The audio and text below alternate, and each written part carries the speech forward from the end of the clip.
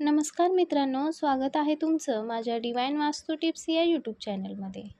तर आजचा आपला विषय खूप खास असणार आहे. यामध्ये आपण बघणार आहेत की न्यायाचे देवता शनिदेव आपल्यावर रागावले, आपल्यावर रुसले तर कोणत्या गोष्टी आपल्यासोबत घडतात, आपल्या आयुष्यात कोणती संकटे येतात आणि यावर आपण कोणते उपाय करायचे, हे सगळं मी तुम्हाला सविस्तरपणे सांगणार आहे. आणि त्याबरोबरच आत्ता सध्या कोणत्या राशींवर शनीची 7.5 चालू आहे, त्याचा कोणता टप्पा चालू आहे आणि पुढं काय होणार आहे, हे देखील मी तुम्हाला सांगणार आहे.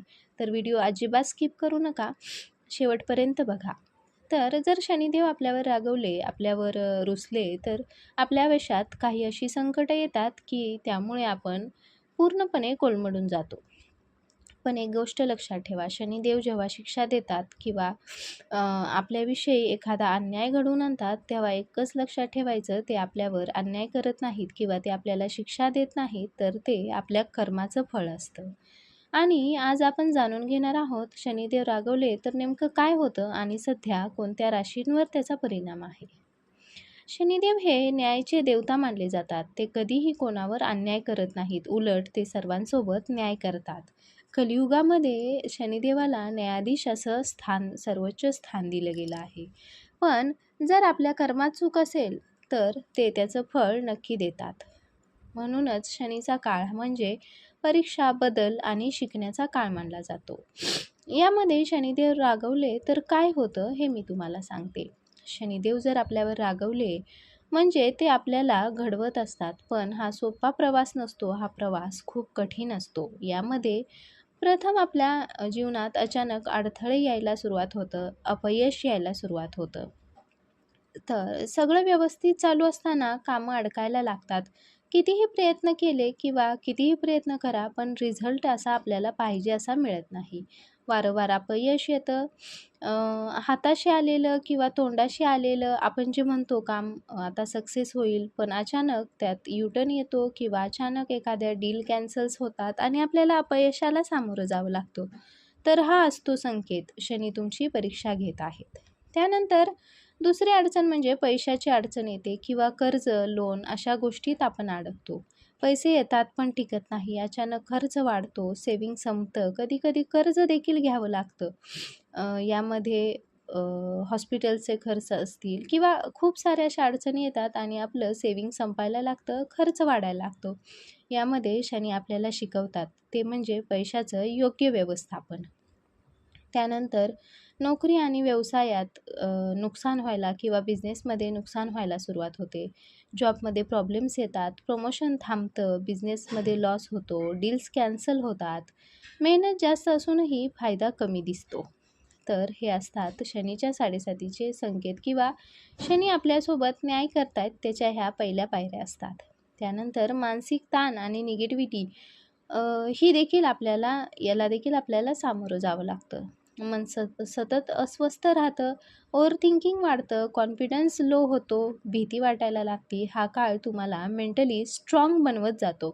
फक्त हे सुरुवातीचं अस्वस्थ होणं, ओव्हर थिंकिंग असणं किंवा लो कॉन्फिडन्स, भीती हे सुरुवातीचं संकेत असतं. यानंतर आपण मेंटली स्ट्रॉंग होऊ लागतो, कारण हे शनीची ताकद यायला आपल्याला सुरुवात व्हावी लागते. त्यानंतर नात्यांमध्ये तणाव जाणवतो. शनी काय करतात तर घरात भांडण वाढवतात. जवळच्या लोकांशी आपले गैरसमज व्हायला सुरुवात होतात. जे आपले जवळचे आहेत त्यांच्यातच शनी आपली गैरसमज घडवून आणतात. मित्र दूर करतात किंवा मित्र दूर जातात. एकटेपणा जाणवतो.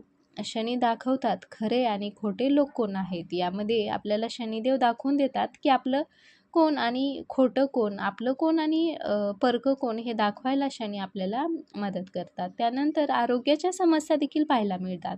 यामध्ये थकवा, कमजोरी, वारंवार आजार किंवा शरीर साथ न देणे हे संकेत शनिदेव आपल्याला देत असतात. यामध्ये आपण स्वतःची काळजी घ्या असं शनीचा संकेत असतो. त्यानंतर अपमान आणि अडचणी यांना देखील आपल्याला सामोरं जावं लागतं. यामध्ये लोकांकडून अपमान, रिस्पेक्ट कमी होणं, कामात ब्लेम येतो, आपल्यावर एखादा आरोप येतो. यामध्ये शनी शिकवतात. काय शिकवतात तर अहंकार सोडायला शनी यामध्ये आपल्याला शिकवतात. तर अशा अडचणींना आपल्याला सामोरं जावं लागतं. शनी वाईट नाहीत, ते कठोर शिक्षक आहेत. जे आपल्याला घडवण्यासाठी कठीण मार्ग निवडतात. आणि आत्ता सध्या कोणत्या राशींवर साडेसाती चालू आहे हे देखील आपण पाहूयात. साडेसाती म्हणजे काय असतं? शनिग्रह चंद्र राशीच्या 12, 1 आणि 2 स्थानातून जातो ते 7.5 वर्ष थांबतो आणि हा काळ आयुष्यात मोठे बदल घडवत असतो. यामध्ये सध्या मकर राशीचा साडेसातीचा हा शेवटचा टप्पा चालू आहे. आता हळूहळू या राशीच्या लोकांना आराम मिळायला सुरुवात होईल. मागच्या कठीण काळानंतर आता स्टॅबिलिटी येणार आहे किंवा वातावरण स्थिर होणार आहे, अडचणी कमी होणार आहेत. त्यानंतर दुसरी रास म्हणजे कुंभ राशी. ही शनीची स्वतःची राशी आहे किंवा या राशीचा स्वामी शनिदेव आहेत. या राशींचा साडेसातीचा मधला टप्पा चालू आहे आणि हा सर्वात कठीण टप्पा चालू आहे. यामध्ये शनिदेव परीक्षा घेतात, बदल घडवून आणतात आणि त्यासोबतच ग्रोथ घडवून आणत असतात. आयुष्यात पूर्णपणे बदलण्याचा हा काळ चालू आहे. त्यानंतर मीन राशीचा शनीच्या साडेसातीचा हा सुरुवातीचा टप्पा चालू आहे. त्यांना या राशीच्या लोकांना आता नवीन चॅलेंजेस म्हणजे वेगवेगळ्या गोष्टींना नवीन चॅलेंजला सामोरं जाण्याची वेळ आहे. हा काळ शिकण्याचा आणि स्वतःला घडवण्याचा काळ चालू आहे. तर या 3 राशींवर सध्या शनीची साडेसाती चालू आहे. साडेसाती म्हणजे फक्त वाईट नाही, हा काळ तुम्हाला मजबूत, शिस्तबद्ध आणि यशस्वी बनवतो. जर तुम्ही या काळात हार मानली नाही तर साडेसाती संपल्यावर तुम्ही आधीपेक्षा खूप मोठे आणि यशस्वी होणार आहात. तुमची रास यामध्ये कोणती आहे आणि तुम्हाला शनीचा प्रभाव जाणवतोय का हे कमेंटमध्ये नक्की सांगा. याचबरोबर आपण शनीची साडेसाती पाहिली किंवा कोणत्या अडचणी येतात हे पाहिलं. पण याचबरोबर आपल्याला शनिदेवाला प्रसन्न करण्यासाठी कोणते उपाय करायचे किंवा शनिदेवांना खुश करायचं, कसं करायचं, शनीला प्रसन्न कसं करायचं, त्यांच्या कठोर शिक्षेमध्ये किंवा त्यांच्या अनुशासनमध्ये आपण कसं तारून जायचं, स्वतःला कसं मजबूत ठेवायचं, हे आपण पाहूया. तर यासाठी काही उपाय आहेत. हे उपाय केल्याने शनिदेव आपल्यावर नक्कीच प्रसन्न होत असतात. शनीला आवडणाऱ्या गोष्टी आपण आता करूयात. त्यामध्ये पहिली गोष्ट म्हणजे प्रामाणिकपणा ठेवा. यामध्ये खोटं बोलू नका, कोणाला फसवू नका. खोटं बोलणं आणि फसवणूक करणं या बाबतीत शनिदेव खूप कडक नियम आपल्यासोबत करत असतात. शनिदेवांना प्रामाणिक लोक खूप आवडतात. शनिदेवांना खोटं बोलणं, फसवणं अजिबात आवडत नाही. त्यानंतर शनिवारची काही विशेष पूजा करा. शनिवारी शनिदेवाची पूजा करा. त्याचबरोबर हनुमानाची पूजा करा.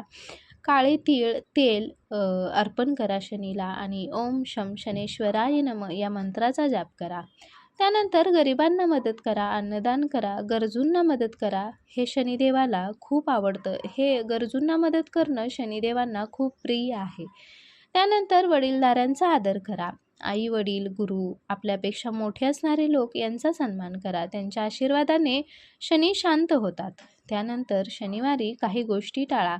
वाद घालू नका, मद्यपान करू नका, कोणाला दुखावू नका, केस कापू नका, नखे कापू नका. अशा बऱ्याच गोष्टी आहेत त्या शनिवारी तुम्ही नक्की टाळा. त्यानंतर अजून एक उपाय म्हणजे पिंपळाच्या झाडाची पूजा. हा उपाय मी खूप व्हिडिओमध्ये सांगितलेला आहे. शनिवारी पिंपळाला पाणी अर्पण करा. संध्याकाळच्या वेळेस पिंपळाच्या झाडाखाली दिवा लावा.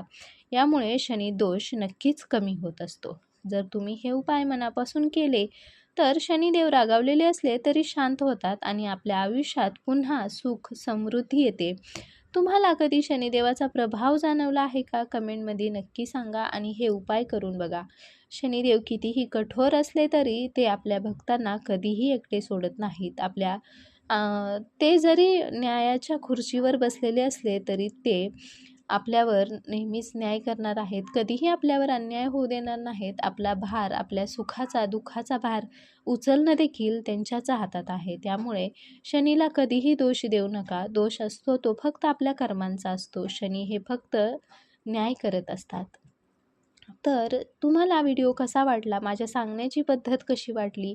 नक्कीच तुम्हाला काहीतरी फायदेशीर माहिती वाटली असेल तर लाईक करा, शेअर करा आणि अशाच माहितीसाठी चॅनेलला सबस्क्राईब देखील करून ठेवा. धन्यवाद.